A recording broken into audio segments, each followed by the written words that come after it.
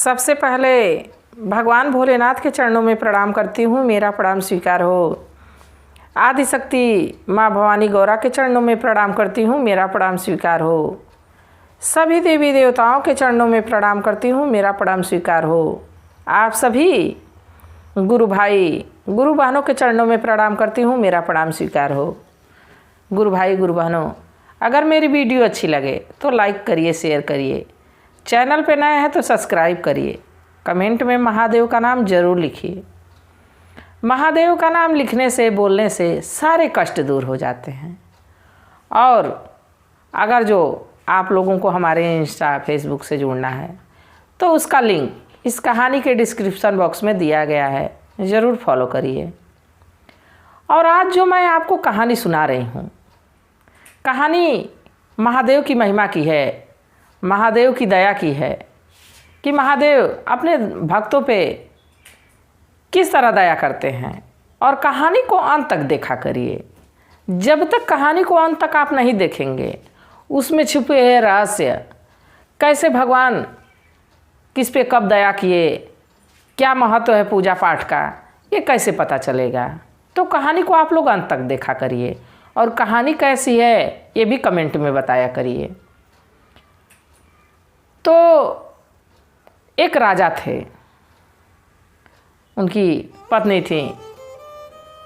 राजा बड़े कुशल राजा थे, सब कुछ बढ़िया था, धन दौलत तो पूछना ही नहीं था जब राजा ही थे। तो उनके राज्य में प्रजा भी उनकी बहुत अच्छी थी, बहुत खुश रहती थी।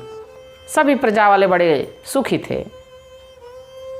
बाकी राजा रानी को एक ही बात का कष्ट था, दुख था कि उनकी कोई संतान नहीं थी। और उनके पास कोई उपाय भी वो लोग नहीं जानते थे कि हमको संतान कैसी होगी। तो बड़ा दुखी रहते थे। समय बीतता रहा।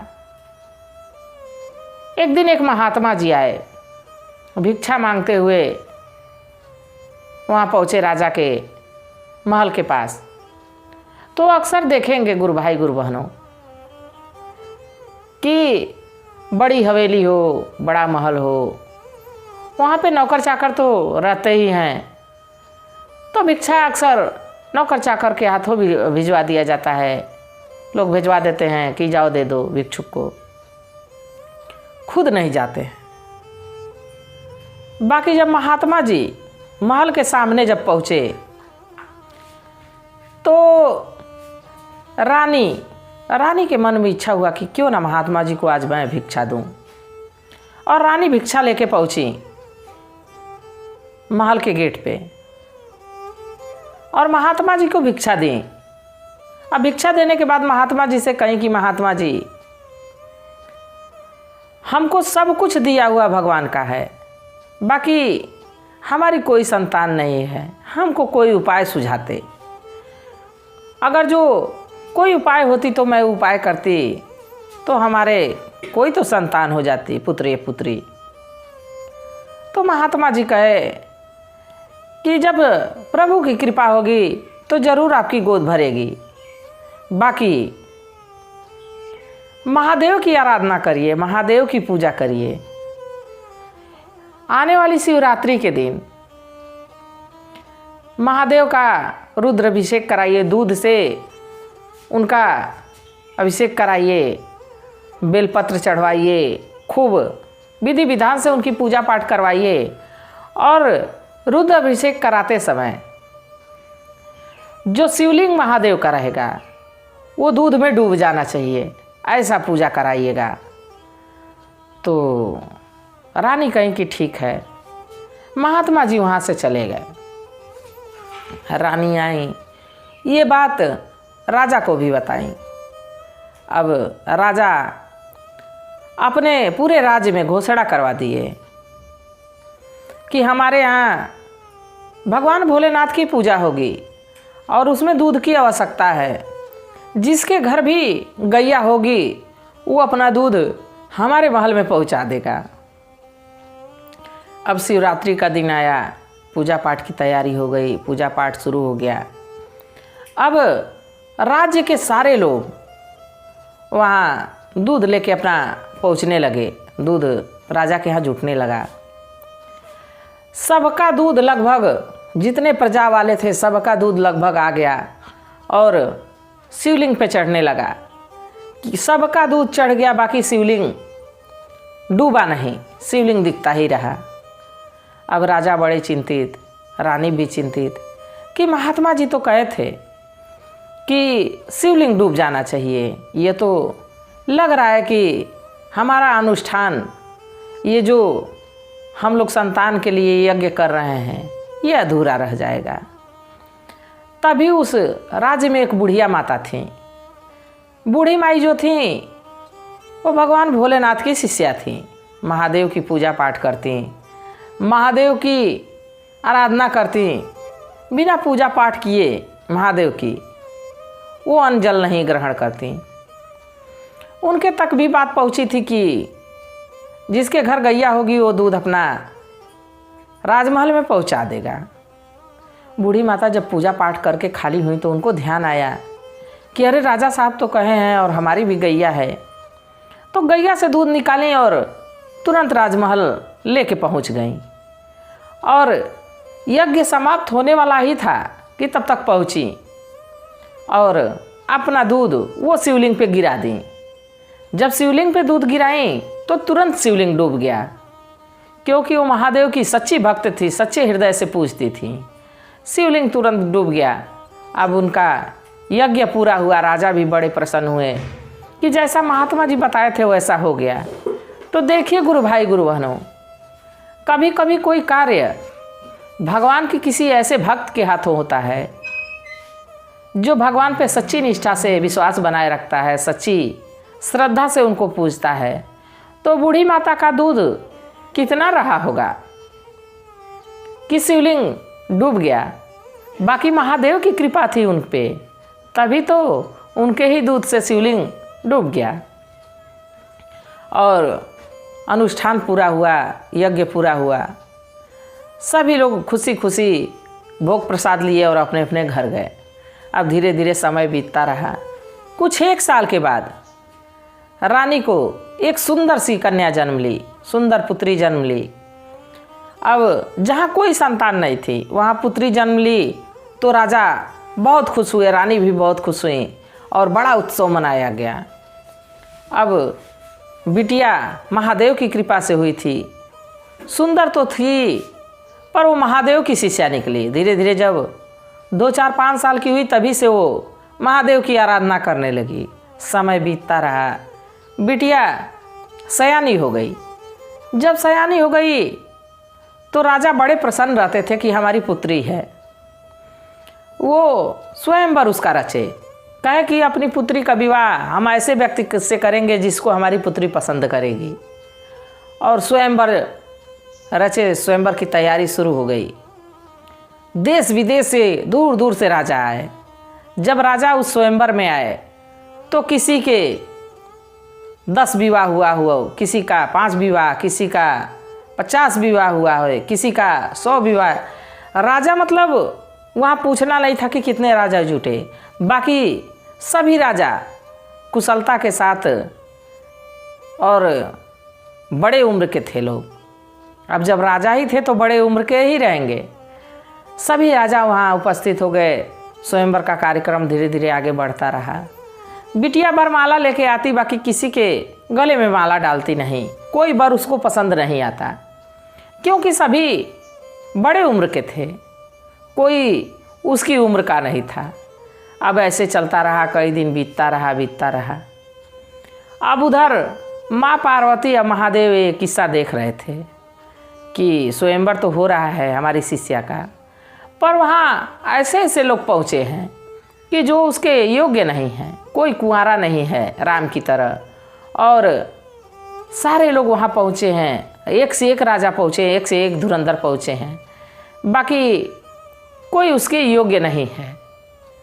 अब माँ पार्वती महादेव से कहने लगी कि महादेव, ये आपकी भक्त है, आपकी शिष्या है, आपके प्रसाद है, आपके ही कृपा से राजा की पुत्री हुई, तो इसका सुख दुख देखना भी आप ही का काम है। महादेव कहे कि आप तो भावुक हो जाती हैं, तुरंत आपको ये चाहिए कि इसकी मदद करनी चाहिए। अच्छा ठीक है, मैं कुछ करता हूँ। महादेव अपना रूप बदले और उस राज्य में एक मंदिर पे जा पहुँचे, जहाँ का पुजारी एक लड़का था, ब्राह्मण देव का पुत्र था। ब्राह्मण देव निर्धन थे, वो जो चढ़ावे प्रसाद में जो मिलता उसी से उनका जीवन यापन चलता था। अब ब्राह्मण देव बूढ़े हो चले थे, उनका पुत्र वहाँ मंदिर का सारा कार्य देखता था। अब महादेव उसी मंदिर में पहुँचे और जब पहुँचे वहाँ तो कहे कि अरे तुम्हारे राज्य में बहुत बड़ा स्वयंवर हो रहा है और तुम यहाँ मंदिर पे बैठे हो, वहाँ जाते तो कुछ दान दक्षिणा पाते।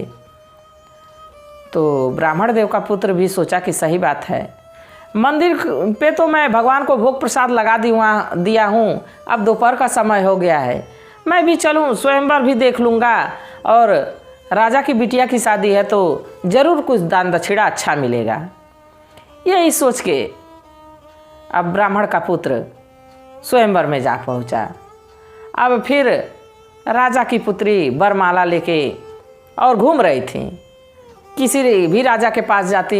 अब एक राजा से सवाल की, ये बताइए राजा कि आप विवाहित हैं? तो राजा कहे कि हाँ हमारी 10 पत्नियां हैं। फिर दूसरे के पास गए, दूसरे भी बोले कि हाँ हमारी 21 पत्नियां हैं। ऐसे ऐसे करके सभी राजाओं के पास जाती गईं और सब राजा अपनी पत्नियों की गिनती कराते गए कि हमारे पास इतना राज्य है, हमारे पास इतना सूबेदारी है, इतना किला मैं जीता हूँ और बाकी हमारी 50 पत्नियाँ हैं, हमारी 100 पत्नियाँ हैं। ऐसे ऐसे करके अब गिनाते गए सारे राजा। अब राजकुमारी बड़ी उदास। अब धीरे धीरे राजकुमारी घूमते घूमते उसी ब्राह्मण देव के पुत्र के पास पहुँच गई। अब ब्राह्मण देव के पुत्र के पास जब पहुँची तो सुशील सुंदर, इतना सुंदर लड़का सामने जब देखी तो जयमाल जो है कि उस ब्राह्मण देव के पुत्र के गले में डाल दी। अब पूरे राजमहल में हाहाकार मच गया कि इतने धुरंधर राजा आए हैं, इतने बलवान राजा आए हैं, इतने संपन्न राजा आए हैं, कई कई राज्यों के राजा हैं और राजकुमारी जो है एक ब्राह्मण पुत्र को जयमाल डाल दी। अब राजा तक जब ये बात राजा देखे कि हमारी पुत्री जो है एक ब्राह्मण के पुत्र को जयमाल डाल दी, तो स्वयंवर रचे थे, उसमें किसी को भी वो जयमाला डाल सकती थी। जैसे माँ सीता प्रभु राम को डाली थी, वैसे ही राजा की पुत्री ब्राह्मण के पुत्र को गले में जयमाला डाल दी। अब विधि के हिसाब से उनके पति चुन लिए गए। अब राजा ब्राह्मण देव के पुत्र को बुलाए, कहे कि ये बताओ कि तुम स्वयंवर करने के लिए कैसे आ गए राजमहल में। तो ब्राह्मण के पुत्र कहे कि महाराज हमें क्षमा करिए, हम राजकुमारी से स्वयंवर हेतु नहीं आया था, मैं इसलिए आया था कि राजा की पुत्री का विवाह है, स्वयंवर में दान दक्षिणा अच्छा मिलेगा और आपकी एक ही पुत्री है तो विवाह होगा तो जाहिर सी बात है कि आप ब्राह्मणों को अच्छा दान दक्षिणा देंगे। मैं इसी लिए आपके दरवाजे आया था, आपके महल में आया था। जब उसकी सच्चाई सुने राजा, निडरता से सारी बात बताया, तो राजा कहे कि हमारा कोई पुत्र नहीं है, अगर जो हम अपनी पुत्री का आपसे विवाह कर देते हैं तो हमको एक पुत्र भी मिल जाएगा, हमारा उत्तराधिकारी भी मिल जाएगा, हमारे राज्य को आगे चलाएगा। तो देखिए महादेव की ऐसी कृपा हुई कि राजा को भले ही पुत्र ना हुआ, पुत्री तो हुई और पुत्री से ही पुत्र भी मिल गया। तो ये सोचने और समझने की बात है। भले देखिए पुत्र और पुत्रियां एक ही समान होते हैं, जो सुख हमको पुत्र दे सकते हैं उससे कहीं ज़्यादा सुख पुत्रियां देती हैं। अगर जो दामाद भी अच्छा मिल जाए, सच्चा मिल जाए, तो किसी बेटे से कम नहीं है। तो राजा को इसी तरह समझिए कि संतान की प्राप्ति हुई। महादेव उनके पे कैसे कृपा किए। तो मैं भी प्रार्थना करती हूँ कि हे शिव गुरु, हे महादेव, जैसे शिवरात्रि के दिन वो आपका अभिषेक किए, राजा आपका पूजा पाठ किए और उनको सब दुनिया का सुख मिला, वैसे ही जो भी भक्त आपकी कहानी सुनते हैं, आपको सच्चे मन से याद करते हैं, आपको सच्चे मन से पूजते हैं, उन पे अपनी दया दृष्टि बनाए रखिएगा। तो कहानी कैसी थी गुरु भाई गुरु बहनों, ज़रूर बताइएगा। इसी के साथ हर हर महादेव।